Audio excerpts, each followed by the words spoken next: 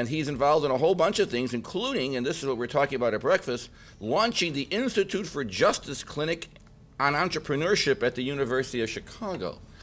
Now, some of you may know my checkered past. I went there and I was reassured that this has nothing to do with the professors who need no coaching at all, but this has to do with the surrounding community. But he's involved in all kinds of things. He has served as president of the Pacific Research Institute. Sounds like something from a James Bond movie. Under his leadership, the Pacific Research Institute commissioned and published the path-breaking books on civil rights, property rights, technology, and the First Amendment, and a whole bunch of other things. Last but not least, Chip served in the Reagan administration as Deputy General Counsel for Legislation and Regulation in the Department of Energy. You must have had a very big card to put all that on it. So the City Club of Chicago is very honored to have with us today William H. Mellor, President and General Counsel, Institute for Justice. Nice round of applause.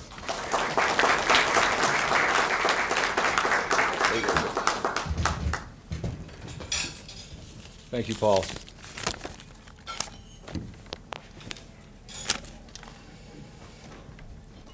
Thank you all for coming this morning. As we face the world today, we have a lot of large issues in front of us. The world is preoccupied with many matters of sweeping import. And today, though, in my talk, I'd like to turn our focus to a slightly different perspective. A perspective that looks locally in Chicago and locally in cities across the country. Because if you look locally and if you look in cities across the country, you find several common denominators. You find that in many, if not most, major urban areas in America, the inner cities are beset with problems of crime, poverty, welfare dependence, a whole host of pathologies that stand in the way of people being able to participate in the American dream. There's no one single answer, no one silver bullet that's going to fix that. But I want to talk to you today about a spark of energy and vision that exists in every single American city today, in every single inner city in America's urban areas today, that has the power to transform these communities, these blighted communities, and open up tremendous opportunity for the people who live there. I'm talking about the power of entrepreneurship. The power of entrepreneurship, which, if you think about it, is really one of the cornerstones of the American dream. The success stories of entrepreneurship are now part of really American folklore. If you think of Henry Ford, Bill Gates, Sam Walton, these are people who have started small and risen to enormous heights. But of course, they are not alone, for indeed, the quest for succeeding on your own merits, succeeding in business, starting something that is your passion and seeing it through to success is almost an innate characteristic of humanity. In every American city today, there is that reservoir. There are people there who have those same kind of aspirations, the same kind of drive, the same kind of vision, the same kind of looking for a niche to provide a service or a product that customers will buy. It's largely untapped, though, because all too often that entrepreneurial energy, that entrepreneurial vision, is turned to other activities, activities in the underground economy or in crime. Now, why is entrepreneurship so important? Why is it such a building block for communities? Well, if you think about it, again, it's something that those of us in our walks of lives tend to take for granted if we don't stop and appreciate it for a moment. But you know, entrepreneurs form the bedrock of communities, not only because they bring in goods and services to people in their community, not only because they employ other folks, not only because they pay taxes that make social services possible, but even in some ways, more importantly, for the intangible realities that they provide to folks. The intangible realities such as represented here in this room, where you have networks, you have clubs, you have social support systems in the business community that provide a stabilizing influence, an influence of connections, of success, of opportunity that reinforces the good rather than the bad in those communities. Now, when you think about it, this entrepreneurial activity that I talked about before being channeled into into crime or into the underground economy, the scope of that is really breathtaking. It's not a lack of entrepreneurship in these communities that is the problem. It's the channels of entrepreneurship. In one study, not too long ago, looked at New York City, and they found that in New York City, nearly 20% of that economy existed in the underground economy. Now, some of that's crime and some of it's not, but 20%. Now, I don't expect Chicago might be that high, but it would still have a significant proportion of people in non-productive, non-legitimate occupations. So until we find a way to open up avenues for legitimate aspirations, for legitimate occupations, we will continue to see this cycle of despair and poverty that has become all too familiar. But the question then becomes, well, where do we start? Many would say, and with good cause, that the place you have to start is with education, because after all, until you fix the problems of illiteracy, folks are going to really continually turn to avenues that don't require much learning, don't require much training, and certainly don't require advanced degrees to succeed. But the fact is that as important as education is, and one of the cornerstones of the Institute for Justice's work is to work on education reform, it nevertheless is a long-term solution, a vital but long-term solution. You might say, well, what we really need is more financing, more money poured into the inner cities, maybe SBA loans or micro-lending. But if they're not occupations or jobs to seek those or to take those kind of financing opportunities, then what good does that do? So I would suggest that what you really have to do is start at a more fundamental level. You must start at looking at what barriers exist today that stand in the way of those who have legitimate aspirations to provide for themselves and their family through honest enterprise, and what can be done to remove those barriers. And if you look around at cities, including Chicago, you will find that some of the largest barriers take the form of unnecessary and arbitrary laws and regulations at the state and local level. These laws and regulations turn hardworking men and women into outlaws. Outlaws for the crime of trying to provide an honest living and a livelihood for themselves and their family.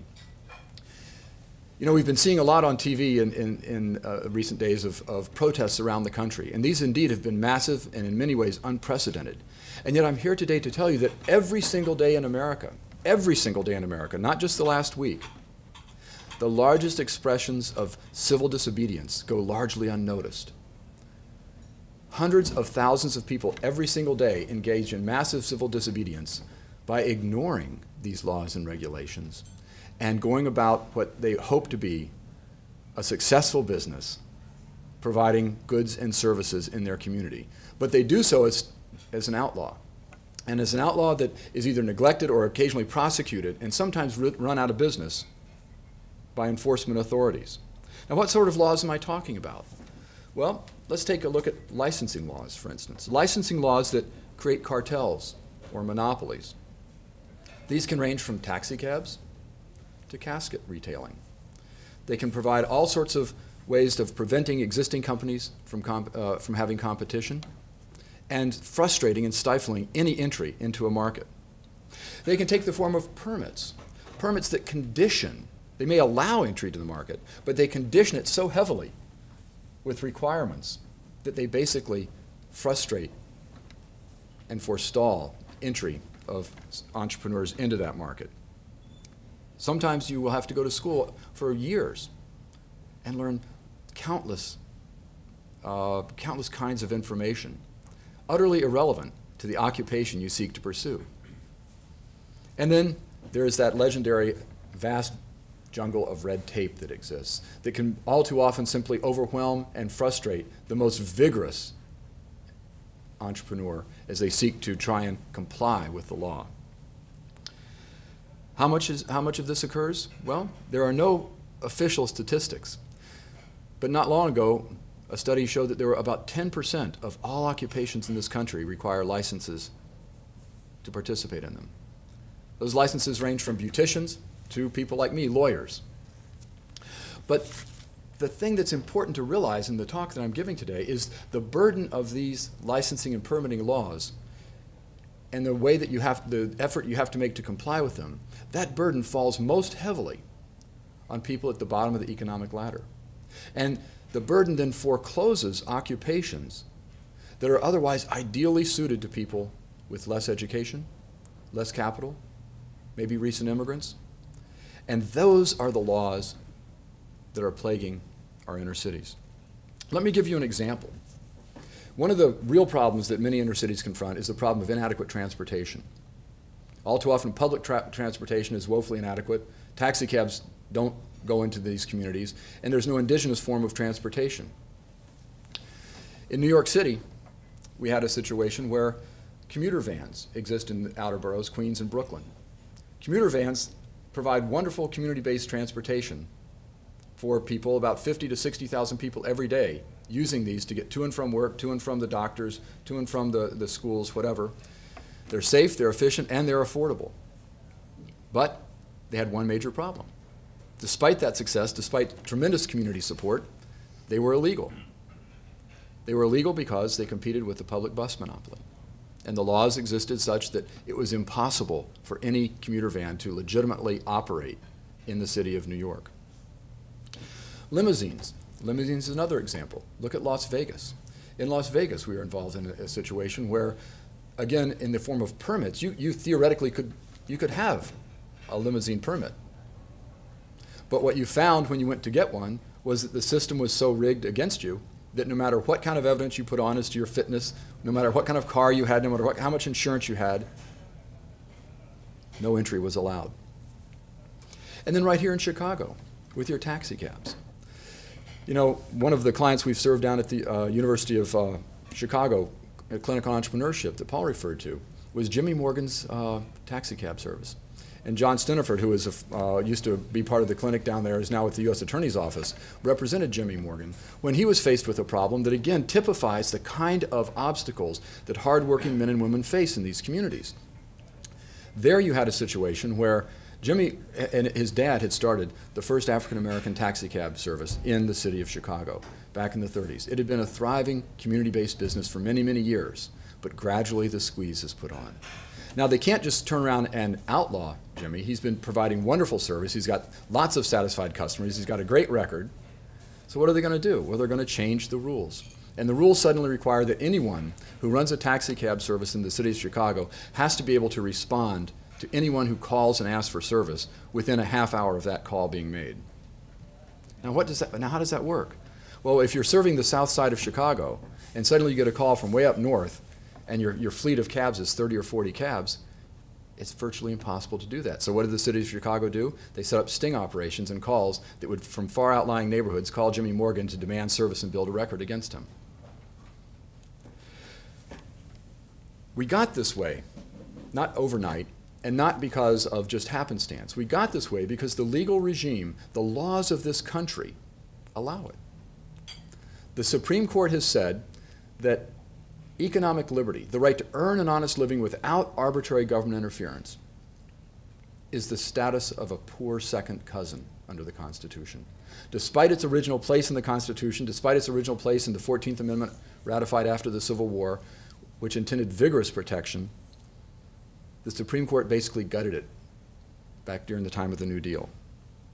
And originally, if a law was to be passed, it was to serve a purpose of public health or safety. But no longer. Today, if a law is passed, anything goes. The Supreme Court has said that any reasonably conceivable set of facts can serve to justify a law, an economic regulation, even if the legislature never considered or even knew about those facts at the time the law was passed. Well, not surprisingly, is it any wonder that state laws and municipal codes around this country are crammed with laws that regulate almost every facet of economic life?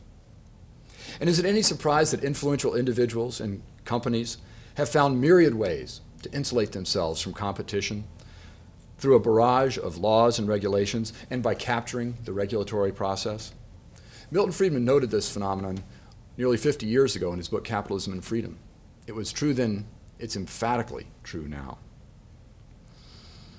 What are we to do about this? Well, at the Institute for Justice, our business, one of my jobs, is to travel around the country and to file lawsuits, to sue bureaucrats, and to strike down these laws. But those of us who are not lawyers, those of us who have other occupations, maybe more honorable occupations than being a lawyer, can look to the political process, to look to the reality of these laws and ask, who benefits?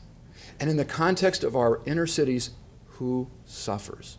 And as you recognize that, there must be a clarion call to open up avenues of economic liberty and unleash this power of entrepreneurship. Will it be a hard task? Emphatically, yes. We have decades of legal precedent ahead of us. We have huge vested interest benefiting from the status quo. But if you think it's daunting, if you think it's impossible, I urge you, come down to the University of Chicago Clinic on Entrepreneurship that we run.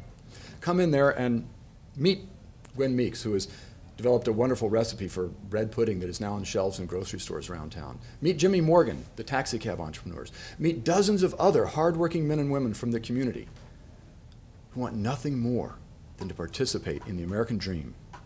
And when you do that, think about changing the situation so they can have a shot at that dream. Look into their eyes and ask yourself, how can we not try? How can we not try to change these laws? And if we try, how can we fail? Thank you.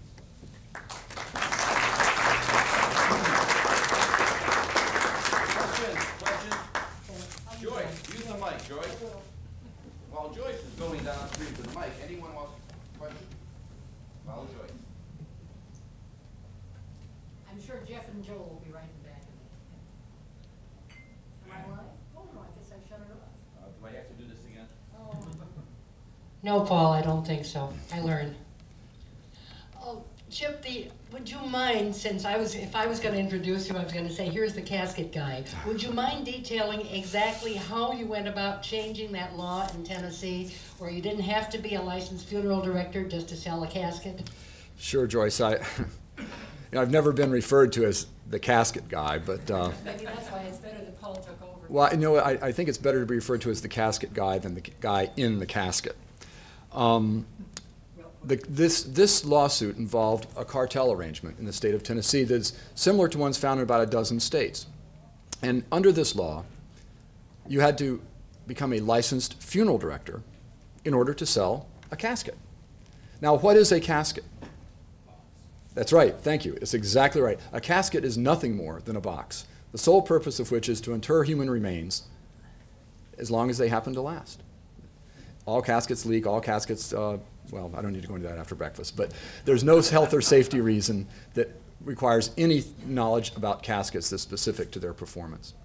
Nevertheless, you in Tennessee and in these other states would have to go to mortuary school for 2 years, participate in 25 funerals, embalm bodies, pass a massive test with information utterly irrelevant to caskets, utterly irrelevant, frankly, to being a funeral director, since a lot of it was nothing more than just mental gymnastics. Forgo the income you would otherwise earn during that 2-year period of time. And interestingly enough, what's the largest profit item in a funeral? The casket. Caskets are routinely marked up, and this was part of the record, 200 to 600%. Now, our client, who happened to be an inner-city minister down there in Chattanooga, found out that, well, wait a minute, these caskets are outrageously priced. I can open up a casket company, get caskets, and sell them to my parishioners for far, far less money, which he did. And suddenly, he got the knock on the door, and the casket police were there, and they shut him down. And we were able to strike down that law because the court was willing to look at what I was talking about earlier, the fact that there's absolutely no fit between the law requiring the casket retailer to be a funeral director and the requirements imposed upon that entrepreneur in order to get a license. No legitimate fit, no public health and safety rationale at all. So that was what that was all about. And again, it's emblematic of this kind of battle, and the precedent there will go far beyond the casket cases into these other areas. Chip, follow-up, how long did it take, and did you have to get like a state congressman on your side to push this? No. We don't work in the political arena very often. Every now and then we do. But our arena is primarily the court. And this took about 2.5 years. It was quick, as legal things go. Yes, sir. Jeff Berkowitz, host and producer of Public Affairs, airing every Monday night at 8:30 on Channel 21. Tonight's show, Ron Gidwitz. A little promo there on CAN TV. You just, tail end of your answer maybe took away from my question, which was, to what extent do you think there could be political entrepreneurs who could see a benefit to themselves in making a cause of much of this legislation, which is usually local or state, that deters entry, to see if they couldn't generate votes by taking up the cause of opening up entry? I would love to see heroic political entrepreneurs seize that opportunity and make the most of it. We have found them, but they are rare, and it takes a lot of courage, because inevitably they're fighting a status quo that's very well heeled, very well entrenched, and very well organized. But for instance, Una Clark in New York was a feisty Democratic council person there. And she and others were just heroic in their fight against very, very strong interests in helping. In the Van case in New York, we had a legal victory as part of the case and a political victory as part of the case. And she was heroic in that. You can, in fact, find that. But what really takes the effort is organizing the community and helping people understand that the plight of this fellow here who's trying to open up a taxi cab company or start an in-home business is indeed something that affects all of us and not just that one person. Would one way where a lot of people are involved would be to start talking about school choice and school vouchers and the right of entrepreneurs to open up private schools and to have access to public funds? Well, we are the lawyers for the school choice movement. And so we believe very strongly that until such time as school choice is a vibrant reality for all American school children, that the promise of equal educational opportunity will not be fulfilled, and that hence the people who most desperately need educational quality will not get it. And so I think that both the entrepreneurial angle that you're referring to, but more fundamentally the educational opportunity is desperately needed and would be best served by a vibrant school choice program. But it would seem as if you line these entrepreneurs up, because one of the things you often hear when you argue school choice and school vouchers is where would these schools come from, the alternatives to public schools, because people can't vision that or envision that. So that if you actually mobilize these potential entrants to the education field, you might be making an attempt in that argument. That's a very good point, and I strongly believe that you would find exactly such a proliferation of entrepreneurial creativity in the provision of educational services. We're already seeing it in Milwaukee, for instance, where now there's over 100 choice schools up there participating in the program, many of them starting in an entrepreneurial fashion. Thanks. Chip, I want to ask you about a little different aspect. My name is Paul Fisher. I'm an attorney at McGuire Woods. I'm on the board of Heartland Institute. Oh, hi. And Chip is, for those who don't know, I was speaking at a Heartland event at noon. All of you should come at the Union League Club. I get to hear more of the wisdom.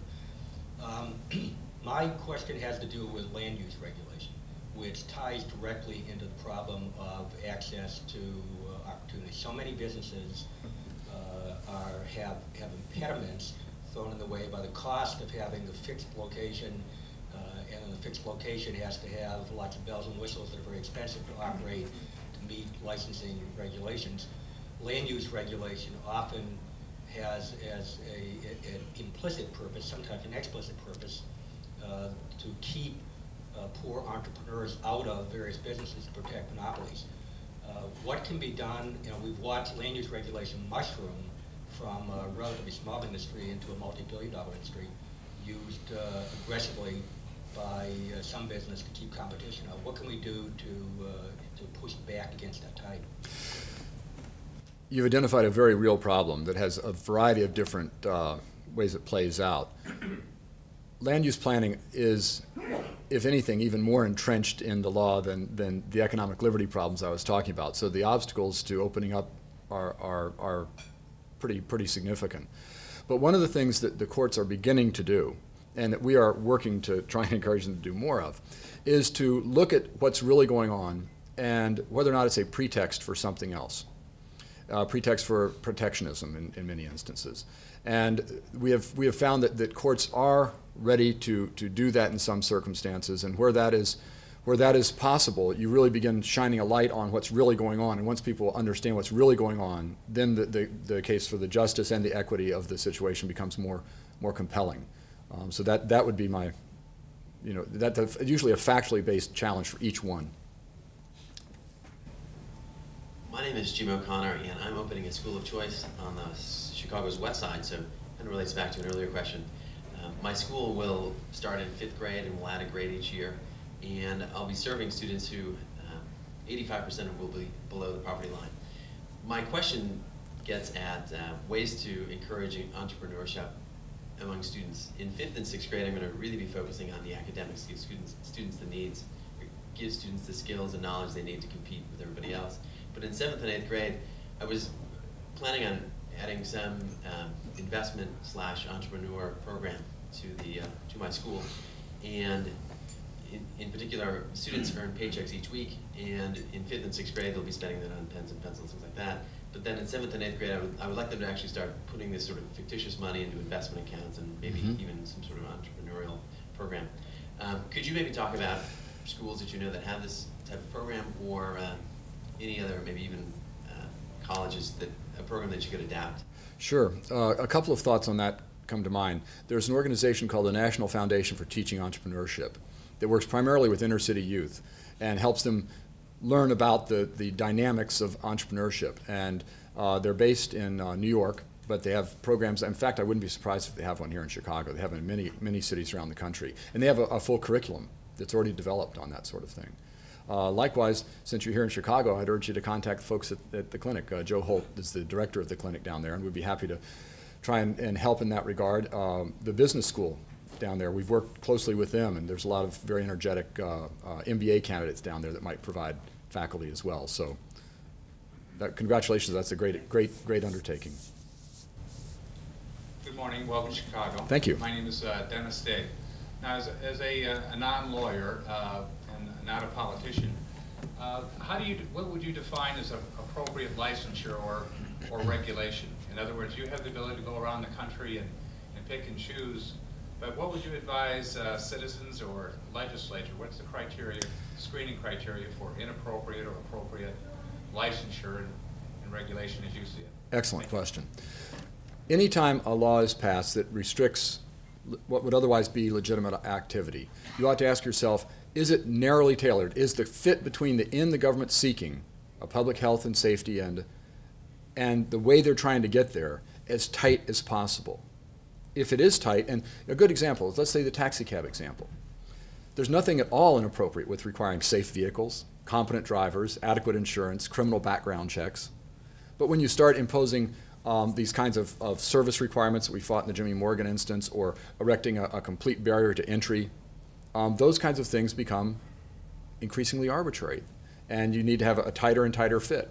At some point, and there's each occupation and each regulatory regime will have a different place where this happens, but at some point you can pretty clearly see that's too much. The casket case is a good example. There's no reason why 2 years of schooling is necessary to sell a box. There's no reason. Another area we do is African hair braiding. Wonderful occupation that provides tremendous economic good for women, particularly of Caribbean and African American communities. And there you find that too often, in order just to braid hair, you have to become a fully licensed cosmetologist and spend 2 years of your life, maybe 2,000 hours of school, learning all sorts of stuff that's irrelevant to braiding hair, and then pass a test that has nothing to do with hair braiding, simply to basically be able to go out and braid hair. So you need to look at it very closely, but always ask yourself, what's the fit between the means and the end, and make that fit absolutely as tight as possible and absolutely as closely related to legitimate public health and safety requirements. Yes, ma'am. My name is Harriet Wilson Ellis, and I'm a public policy analyst focusing on legal system and court system improvements. My question goes to our corrections programs around the country. Are there any initiatives that try to provide training to ex-offenders to integrate them back into society when they leave prison?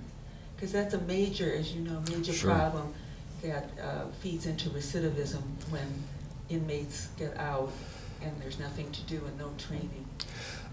I don't know the answer to that. We don't deal in criminal law, and I've not come across any such program. I suspect they do exist in local communities. But again, just to kind of bring it back to the original point I was making, to the extent that they return to communities where there are not legitimate avenues of economic opportunity, what's the logical thing to do? Well, the logical thing to do is do what you're good at. And if what you're good at is criminal activity or underground activity, then that's what you're going to do to survive. So you have to, at the very minimum, before you even train them for something, have something that they can do once they're trained. And that means opening up these entrepreneurial opportunities, I believe. Thank you. Good morning. Good morning. My name is Joel Cohen, CEO of Richard Hoffman Corporation, previously alluded to by Joyce. My question is, over the years, do you find that entrepreneurship ebbs and flows, both based upon the economy as well as at this point in time or shortly prior to this, major prosecutions of CEOs and CFOs? I know there's trading cards for baseball players and football players and race car drivers and basketball players, but I don't think I've ever seen a trading card for Warren Buffett or Milton Friedman or. That's true. Yeah. Well, you actually touched on something very interesting. Several things very interesting. I do think that entrepreneurship ebbs and flows at the macro level. And I do think that when you're talking about the allure of entrepreneurship for Wharton School MBAs or something like that, you will see it's sexy for a while, it's not so sexy for another while. And that has much more to do with the business cycle. I think that what I'm talking about has less ebb and flow to it if the legal regime is open. Because what we're really talking about here is almost survival entrepreneurship. We're talking about the entrepreneurship that comes with wanting to simply put bread on the table and grow a business through the vision that you have. And these tend to be smaller businesses where they may ebb and flow based on the availability of financing, but they can't even have a shot at financing if they can't start a legitimate business. So I see this as something that's still going to flourish through thick and thin to a greater or lesser extent. Now, your second point, though, is very interesting. Isn't it unfortunate that we don't have a means of really celebrating the successful entrepreneurs in this country that epitomize the good that can be wrought from the capitalist system? I mean, whether it is a Warren Buffett or a Sam Walton, they have played a dynamic role in making this country better for more people than we can count. And the fact that we would glorify others and not them doesn't mean the others shouldn't be glorified, but rather it's unfortunate we don't have an avenue for making that other part of our society aware of the role these folks have played.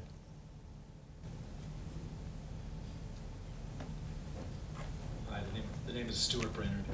I'm wondering whether your organization is tackling this huge beast, which is the healthcare system, in small ways.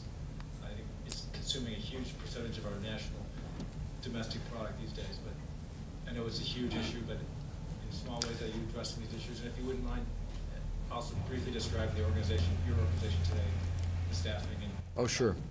Well, I can answer the first part quickly, which is no, we're not. You're right, that is a huge problem, one that is of major importance to everyone in this room. It is also one beyond our scope. We are an entrepreneurial organization. We identify with our clients accordingly.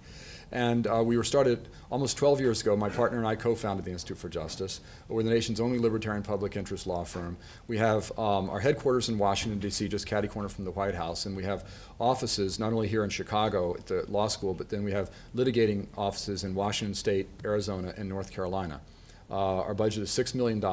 It's made up of tax-deductible contributions from folks who believe in what we're doing. It's foundations and individuals. We get virtually no corporate support. And so that's kind of who we are and what we do. We focus on 4 areas. I should just clarify that.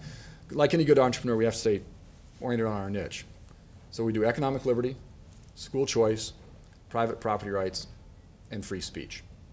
And we view those as really the 4 pillars of a free society: to earn an honest living, to be able to educate your kids, and to acquire and enjoy private property peacefully, and to have the political and economic free speech essential to the kind of society we want to live in. Next to closing, I have a quick question for Joyce always closes. The title of your speech is The Government versus the Entrepreneur, Making the Case for Freedom. After listening to you, and not that I am an expert on being an entrepreneur, God only knows that's not the case, but it seems to me that part of your argument is it shouldn't be the government versus entrepreneur, it's the entrepreneur versus the entrepreneur. Because most of the people you're talking about, government's only coming in because of the pressure put on by existing entrepreneurs. So I don't know if Bill Gates is going around encouraging other software companies to get started so they can be competition to them. Any of the other businesses are going around creating competition. It's been my experience in this city, looking at the business community for a long period of time, that the most anti-competition people are the people who talk about it the most. Because politicians and businessmen are pretty much alike. They like no competition. Yep. So how could it be the government being the enemy here? I mean, obviously it's always a good choice to pick, but you're really talking about entrepreneur versus entrepreneur, and the government is basically the third person in the ring, kind of the referee. Your response, sir? Well, my preferred scenario would be the entrepreneur versus the entrepreneur in the marketplace. Now, what you're saying, I believe, is that what you've got political entrepreneurs and you've got market entrepreneurs. And the political entrepreneur goes to government and finds the coercive means of government available and makes use of them to gain advantage in the market. And that is where we have the problem. So were it not for government and the existence of the government, you would not have the ability of this kind of skewed competition or lack of competition. One of the things that Friedrich Hayek talks about, Nobel laureate Friedrich Hayek, is that when you have a system that creates incentives to do wrong, in other words, to go and capture the regulatory process and stifle competition, even good people will do bad things. And that's what we've got today, is we have an arena in which there's way too much opportunity for people to use the apparatus of government to gain advantage, to gain their own advantage at the expense of others. And so therefore politicians and business people respond to those incentives and maximize their profits in the political and economic marketplace. Quick follow-up. In the 19th century in this city, one of the biggest employers were the union stockyards, where you had almost no regulation and you had all these entrepreneurs, many of whom great-great-grandchildren are living a very comfortable life in Lake Forest. Those individuals polluted streams, had working conditions that were absolutely dismal, and literally were destroying the environment of these communities. And government stepped in because no one else would. Now, is your position that Armour Swift and Wilson and all the other meatpacking companies should just have, form a circle, let them fight it out without any government regulation at all? No. Recall a moment ago I was trying to make the point that there is a legitimate role for government when it comes to public health and safety requirements. And that's a great example, by the way, of when you've got working conditions that are deplorable and unsafe, when you've got pollution causing external impact to others that are innocent parties. All of those are legitimate police power uses of government. It's the competitive relationships, the competitive stifling of competition through the political process that I'm having problems with and trying to say we should do something about. Joyce, to close. Take your time, Joyce. We got plenty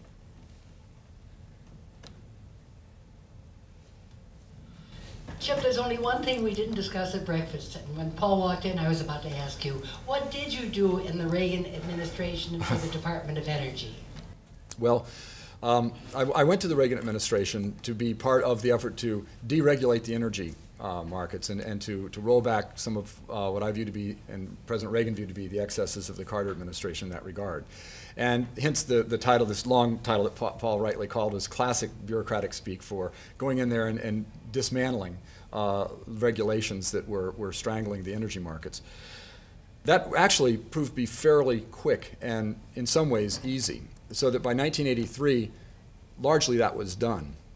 I then shifted over and got into this whole realm that, frankly, I knew nothing about going into the Department of Energy, and that is the fact that they are the world's largest maker of nuclear weapons. And the Department of Energy manufactures, and has since the Manhattan Project, manufactures all of the nuclear weapons in this country. And they do it by running massive weapons building plants around the country, including one here in Chicago. This is a small one, but nevertheless a research arm that's very important. And at those weapons building plants, like out in Hanford in Washington, Savannah River plant in South Carolina, these other places, not only were bombs built, but massive, massive environmental problems were created, because for 40 years, there was only one mission, and it was build bombs. And all of the consequences of that were not addressed. And some of the main consequences were these vast quantities of highly toxic materials that are produced as a byproduct of weapons production, and those are still there today. And so we began addressing those then. You'll see periodically references made to that, and it's going to be decades before that's cleared up. But that was what I started getting into, along with disposal of high-level nuclear waste as well, which is going into Nevada now. How about a nice round of applause for it? Very good. As all individuals, you get a one-year membership to the City Club of Chicago. Of course, in your case, you didn't work for it very long, so we're going to give it to you because we believe in entrepreneurship and a mug. A mug, because when you speak at the City Club, sir, you never go away empty-handed. Thank you. Meeting adjourned. Good job. Very good.